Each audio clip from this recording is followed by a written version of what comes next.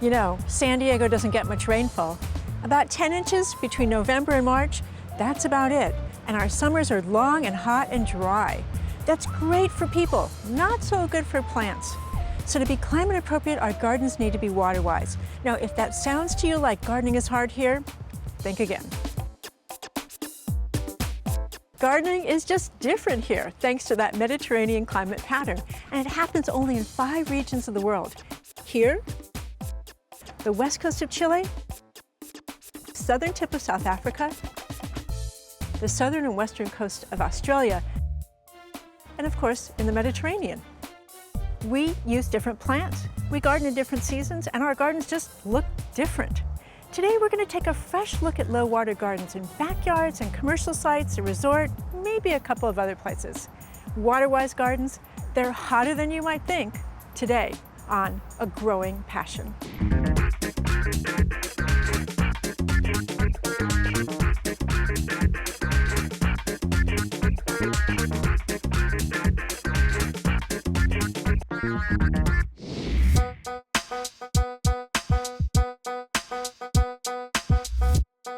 Whether I'm designing a garden, looking for fresh ideas, or just want some inspiration, I like to visit the Water Conservation Garden at Cuyamaca College in El Cajon. The garden's 5 acres showcase low-water landscapes. It's hot here in summer, well over 100 degrees, and in winter it can freeze. Plants that thrive in this garden do well with little or no irrigation in most any garden in San Diego County. The Water Conservation Garden is a learning laboratory. It's a demonstration garden and a beautiful setting to learn about water-wise gardening. When you buy a plant in a 1-gallon container, it's pretty hard to imagine what it'll look like when full-grown. Here you can see those plants, how big they are, their shapes, how they flower, and what they look like when they're mature. You can see cactus and succulents, Australian plants, California natives, a low-water meadow, and more. All of these plants perform beautifully in our Mediterranean climate. John Bolthouse is Executive Director of the Water Conservation Garden. He describes the garden's mission. Well, the Water Conservation Garden was first conceived in the 1990s when Southern California was going through a really bad drought. Many of the water districts in San Diego County got together and said, why don't we help create, in partnership with Cuyamaca College, create a demonstration garden for the public to see how plants can be used in people's landscapes to save water and still be beautiful and be attractive to the public. And people who have heard about us for the first time and have visited us for the first time are just blown away by the whimsical buildings and structures that we have, the very informative exhibits that we offer. So we serve as an inspiration for design and for amateur gardeners as well as professional landscapers. There is actually a wider world out there for beauty in landscaping with water-wise, drought-tolerant plants. And we hope we're conveying that to members of the public that come visit us here, that there is such a wide variety of plants available to you here in Southern California that can give you lots of different variety and opportunities for your home landscaping. I like to send clients here to see best practices of water-wise gardening in action. Hydrozoning, that's grouping plants according to their water need, is essential to conserving water.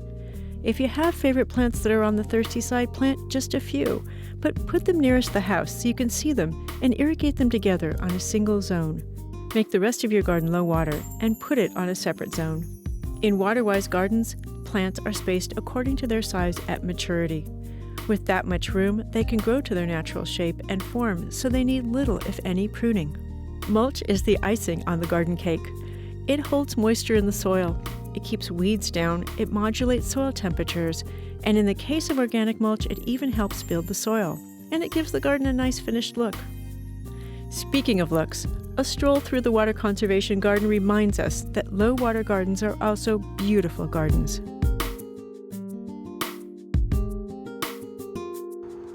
Our climate may be hot, but water-wise gardens are really, really cool.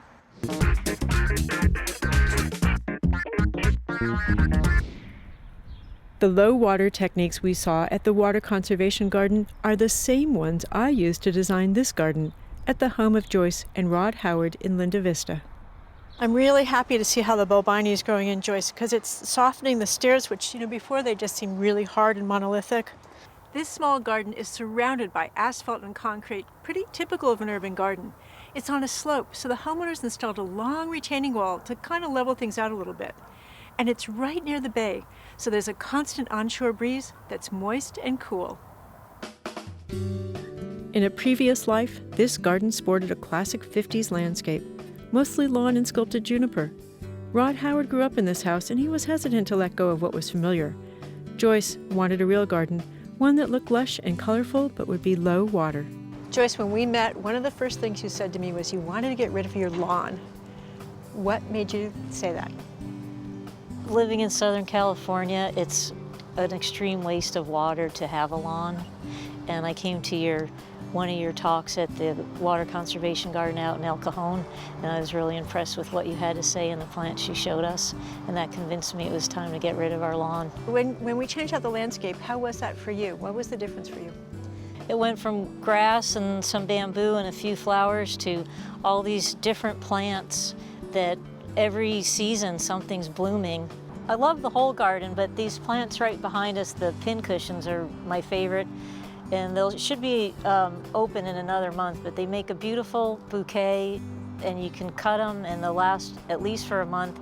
And they pair very well with the grevillea, which is another one of my favorite. The greens from the grevillea just so add to these bouquets. And I just love the whole garden. Every little flower's like my child. A beautiful garden begins with good bones. We first laced the pine tree to reveal its fabulous shape.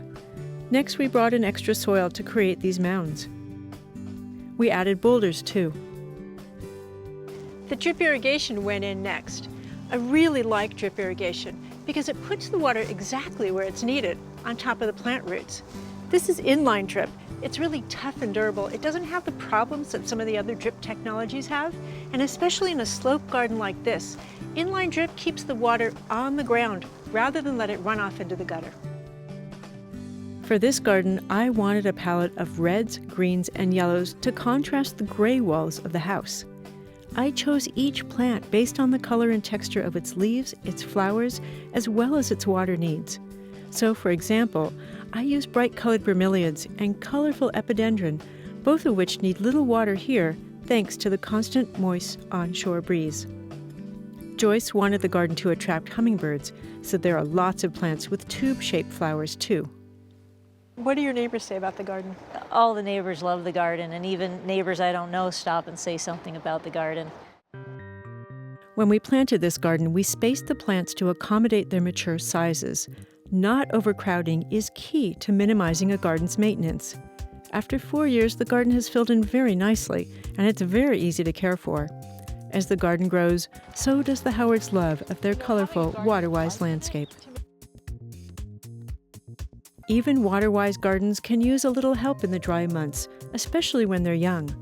Next, we'll visit a San Marcos company that's built its reputation on irrigation technology, much of it water efficient. Don't go away.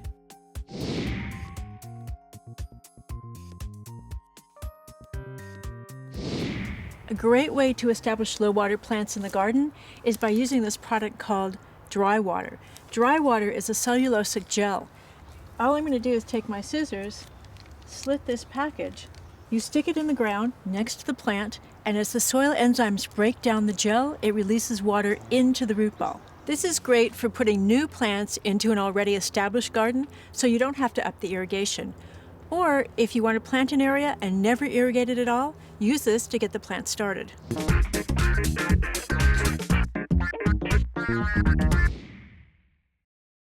Waterwise and drought-tolerant landscapes need irrigation for the first year or two as they become established. Some continue to need water in the dry season. Hunter Industries in San Marcos manufactures irrigation equipment. Hunter was founded in 1983 by the father and son team of Edwin and Paul Hunter. They started with a gear-driven sprinkler. Today, the company owns more than 250 patents and 40 trademarks. Our products are appropriate for any turf or landscape situation. So you'll find them in any area that's landscaped, whether it's grass or shrubbery, whether it's native or non-native. Hunter is a leader in irrigation technology, especially in water-efficient irrigation technology. Chris Rosink is Specifications Manager for Hunter Industries. You know, water conservation's here to stay, and it's not just a trend anymore, that we've got the products to deliver water more efficiently. Hunter Industries, as we know it, grew from a small rotor company, which was a single stream gear drive rotor that was the predecessor to the impact sprinkler. It was a very efficient way to deliver water, and it was a very low volume, low precip application. And that was what put us on the map, and since then we've got a full line of products to controllers, valves, and the drip irrigation devices. About 1,500 employees work at this very modern manufacturing campus in San Marcos. They make a variety of irrigation products, including inline drip irrigation. And this is where we make our landscape drip line. What you're seeing here is the emitter device that goes inside the tubing. It's got a pressure compensation device and a check valve built in for low head drainage. This is actually how inline emitter tubing is made. It's actually extruded, so it's being pulled through the machine. It comes in a resin that's very, very hot, about 400 degrees, and the emitter is being shot into the side of the tubing. So that's what I'm seeing right there? Yep, that's the emitter being injected into the tubing. So we're actually pulling the tubing down the line. It starts out as very, very hot plastic resin, and it's cooled through these tanks as it goes. Chris, how does the line get the hole in it then? Well, actually, as the tubing's pulled through here, there's two small precision drills that drill actually 2 holes in the side of the tubing. So you have a little bit of a redundancy if one were to plug up.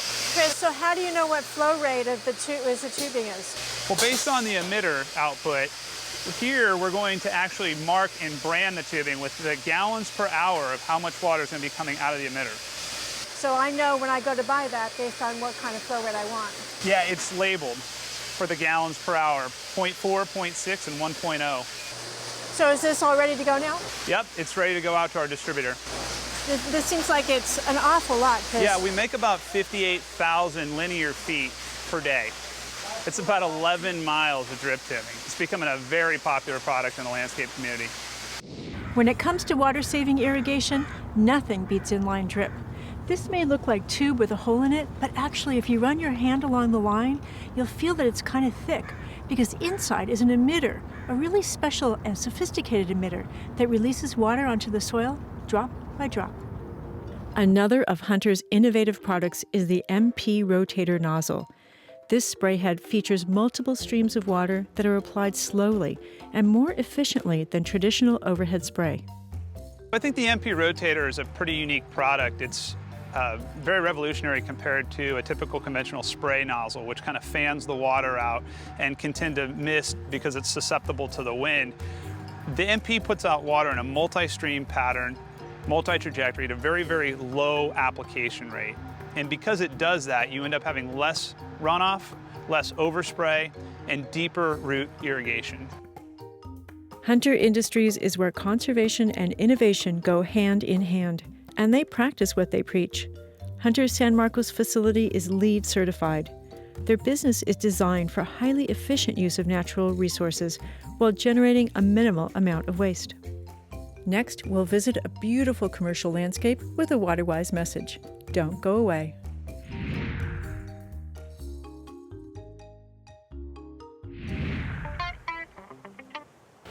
When the Spanish missionaries arrived in San Diego in 1769, they quickly realized there wasn't much water, and what there was seasonal. If they wanted to live here, they had to create a year-round supply, so they built Mission Dam. That marks the beginning of developing and managing water for the people of San Diego. That tradition continues today with the San Diego County Water Authority. No one knows more about our county's water use or the important role that conservation plays in assuring a reliable water supply. County Water Authority does more than that, however. Here at their Kearney Mesa headquarters, they have a beautiful and thriving Waterwise landscape. This property is a model for commercial landscapes that are beautiful but don't take much water. Selling us water and encouraging us to conserve water might seem a little contradictory, but it's completely consistent with County Water Authority's mission to ensure a safe and reliable water supply for generations to come.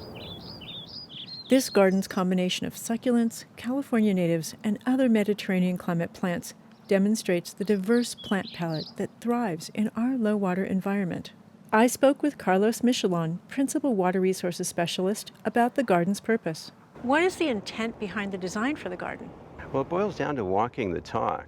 As the region's water wholesale provider, we sponsor an array of water conservation programs. And this retrofit allowed us to first demonstrate to the community the look and feel of a water-smart garden, and also to keep a close eye on it and understand, does it really save water? And yes, it does. We achieved over a 20% savings with this landscape. Are there other commercial buildings in the area that have picked up on this and converted their landscapes too? In these discussions with the community association, there has been a lot of interest in learning more, not just about the look and feel. I think everybody's convinced that it looks beautiful, but they want to know more about the cost effectiveness. And we are sharing the results with the association, and we do expect others to follow suit. The Sustainable Landscapes Program is a partnership among several entities: the City of San Diego, the County of San Diego, the Water Authority, Surfrider Foundation, and several other partners. And what we're attempting to do is integrate water efficiency standards for the landscape with watershed protection. Water that falls on our landscapes, whether it be rainfall or irrigation, when runoff occurs and that gets directed to our stormwater channels, it carries with it pollutants that ultimately end up at our beaches and are in part responsible for the beach closures. So it's all about improving the water quality of the region by keeping the water on site, and that has water conservation benefits too. Swales like this direct water to plant roots rather than to the gutter.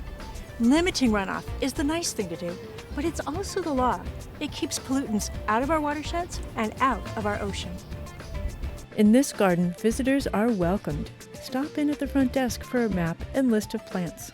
We would like people to visit gardens such as this to get better acquainted with what a water-smart landscape is, because at its heart, it is not about a compromise. Quite the contrary. It's about an upgrade. We can have our cake and eat it too. We just need to be wise about our water use.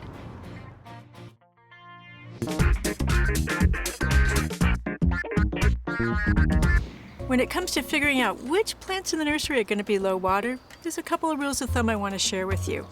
Plants that come from hot, dry climates like ours tend to evolve specific characteristics that are common regardless of where they come from. There are plants that are succulent. They accumulate water in their leaves and their stems and their roots, so when there isn't water coming out of the sky, they have a ready supply. There are silvery plants like this orthona and that pincushion. That silvery color reflects the sunlight, so it's not so intense on the leaf surface. And if you look at the leaves, they're kind of up and down rather than flat, so they're not being hit quite so intensely with the sun's rays. We have plants like this bay and this manzanita, whose leaves are really tough and leathery. They just don't have that much water to lose. This succulent has a waxy coating on the leaf surface. That wax helps seal the water in so it doesn't evaporate quite so quickly. Then we have plants like these that have fuzzy leaves.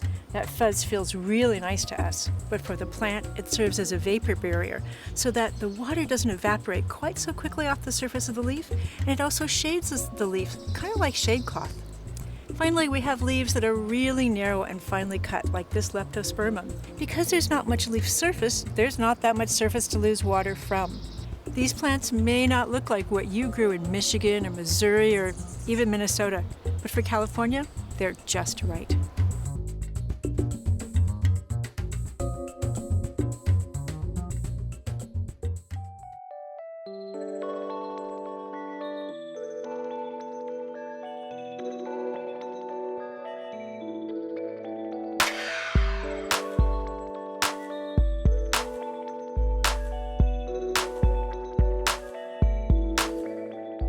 We've crossed the border from San Diego County into Tecate, Mexico for a totally different take on low water landscape. We're at Rancho La Puerta Resort and Spa. The ranch is a retreat from the busyness of modern life. It's a place to forget the outside world and open yourself to new possibilities. The landscape here is designed to enhance that experience. Behind me is Mount Cuchuma. On the other side of that peak, it's San Diego County. For plants, the growing conditions are exactly the same on both sides. Really hot, surprisingly cold, and very, very dry. Yet down here at Rancho La Puerta, the landscape is lush and inviting. All of this with very, very little water. This is a managed landscape, designed to feel like nature. It provides places to delight, to explore, to challenge, and to contemplate. Around here, this oak is known as the miracle tree. For eons, another tree, bigger, a taller oak stood next to it, and their branches reached out and touched each other. They formed a natural arch, a puerta, a door for which Rancho La Puerta is named. Rancho La Puerta was founded in 1940. In those days, it was a dusty place with a pretty much non-existent landscape. That changed in the 1980s when the founder's daughter and current ranch president, Sarah Livia Brightwood, got involved in the master plan. There was a long period of time working at the ranch where we didn't have a master plan. And I was studying landscape architecture and bringing everything that I could to my work here. But the ranch was exploding. We had gone from being on the fringe to suddenly being the pioneers of a new industry that was a growing industry. And I found a remarkably gifted graduate student named Chris Dreyer.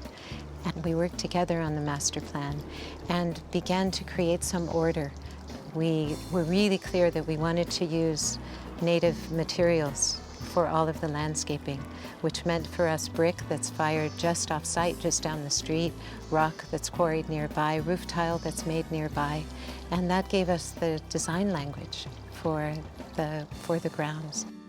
As Brightwood ran into plant and planting challenges, she looked to Enrique Ceballos. Ceballos grew up in Tecate and at the time was professor of plant ecology and botany in nearby Ensenada. Ceballos didn't know landscaping, but he knew plants. We had been buying plants from nurseries in the United States, but the laws changed and we could no longer import plants across the border.